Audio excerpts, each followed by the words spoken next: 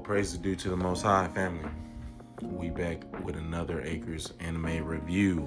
I just finished watching episode 22 of Gachiakuta. I'm trying to knock out these last few episodes, clear up my queue, and schedule for these new incoming seasons of shows, right? But so we basically conclude this raider battle, right? Now, what was her name? Nerd or nerd or something like nerdy. It's spelled weird. Noerde. And she came in, she caught her second wind, and that's how the last episode ended, right? So she caught her second wind, and she's going all out. She's really trying to impress, and so she's down for the cause. Like she's basically sacrificing herself so the rest of the raiders can get away, and so that the raider mission can be achieved, right? Or completed. And so Zodil and what's his name? His name's actually Tony or something. It's just spelled with a C. And oh dang, what happened to that guy? But Tony and Zodil and Bundus dipped because Zodil peeped, Nord is finna go off. She's not really thinking about who and where she's attacking. Like she just gone reckless abandon. And so he's like, I don't want to get caught up in that. So Tony, let's go ahead and dip. So they dip. And she's Rio peeped, right? Because she's the one that fought No Word before. That this timeline, right? You can see No Word's hair going on fire, catching fire, going ablaze, right? And Rio's thinking back to when they were going at it before, and how No Word had a time limit. She's connecting the dots. Because if she doesn't impose a time limit, her hair will catch fire. And so Rio's peeping. She has no concern for her hair anymore. She's just trying to go all out. She's down for the cause. That's it, right? She's ride or die in this moment. Now, what happened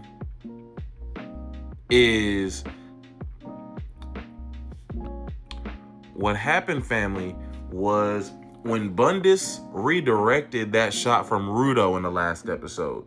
I mean, it was a giant nail, and it hit the wall. Come to find out that damage that Rudo did is basically just getting worse. It's cracking and cracking and cracking. This trash beast is flying higher and higher through the storm. And so basically that damage, that shot that Rudo took, became a big old hole. And so because we're so high in the sky, in the storm at the same time, it basically creates a vacuum and starts pulling everybody to rip them up out of the trash beast.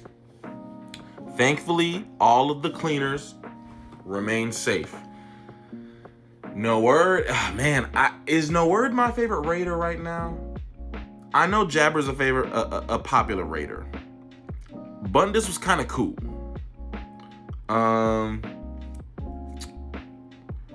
But I think No Word is kind of my favorite. I don't know. I was feeling bad that they left her behind and that she sacrificed herself. So it's kind of sad to see her go. Now, it was important that she went though, because she got some information that nobody else had, and nobody else will have. At least they won't get it from her, because she's done. Imagine you're in a spaceship and you get ripped out of the spaceship without your helmet. You're gonna see some cool things at a crazy perspective. You're not gonna live to tell anybody about it, right? So that's what happened with her. So what did she see, family? She saw the border and it looked crazy. She also saw this giant humanoid looking thing. It was curled up in a like it's hugging its legs, like sitting down on the ground, right? But it's got arms, legs folded up. It's clearly a giant being. She said, is that the Watchman? Now this makes me think, I don't think this is the thing that created the Watchmen series. I mean, it's too big for these items. These items are too small for it to be using. So do I think a ground individual created these Watchmen series pieces in hopes to achieve like strength of this giant Watchmen thing? I don't know.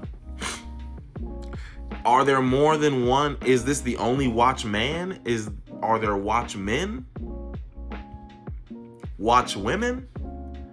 Do the Watchmen collaborate and co-conspire with the Spherites? Are the Spherites subject to the Watchmen? I've just got all these questions, and obviously it's probably going to be a lot of what season 2 maybe dives into and explains. But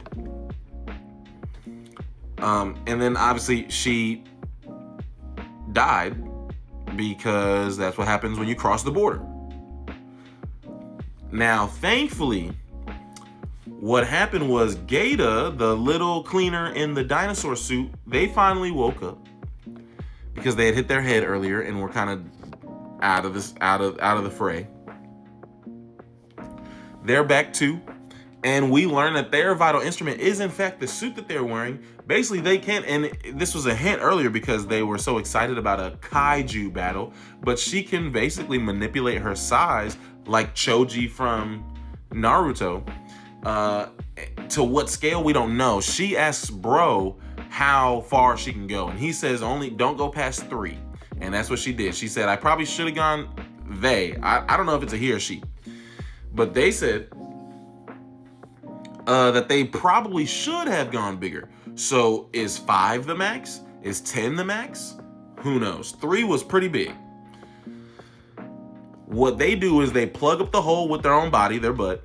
They basically sit up against the hole. This allows us to hit the core. The core is destroyed. The trash beast destroyed. Now we're falling out of the air. And so we basically use Gaeta's massive size to help us down. And lo and behold, the cavalry pulls up. We're reunited with the gang. We have some support because we've been on the go really since we set out looking for ammo. Like, it's been a nonstop roller coaster since that point, right? Even before then, because I think we were looking for like some type of protection before then. So we've been on go. Grease pulled up. Rudo was, this was cool because Rudo was kind of concerned that Grease was not going to come back, into action. He thought he was injured too much. I was concerned that he was injured too much. So Rudo was like, he's exhausted, tired at this point. But so then to be overcome with the emotion of his big homie coming back and being back in action and being the first one to welcome him after this long, hard mission, he's exhausted. He's overwhelmed with emotion. He really just kind of passed out. He go to sleep.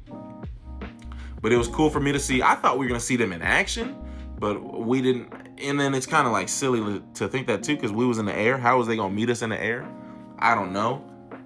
But we was able to, the cleaners came out on top. We defeated the raiders. We thwarted their mission. Zodo put a lot of investment and planning into this, and his experiment didn't even get a conclusion to it. Did we actually cross the border? I don't know. Obviously, Noerde did, because she did not make it after that. I guess we were close and saved ourselves. Now, I guess it's kind of like epilogue type of feels. We'll see how everything, how all the dust settles after this big old gigantic fray. It's been a ride this season. I've been very thoroughly entertained. All praise is due to the Most High. Peace and love, family.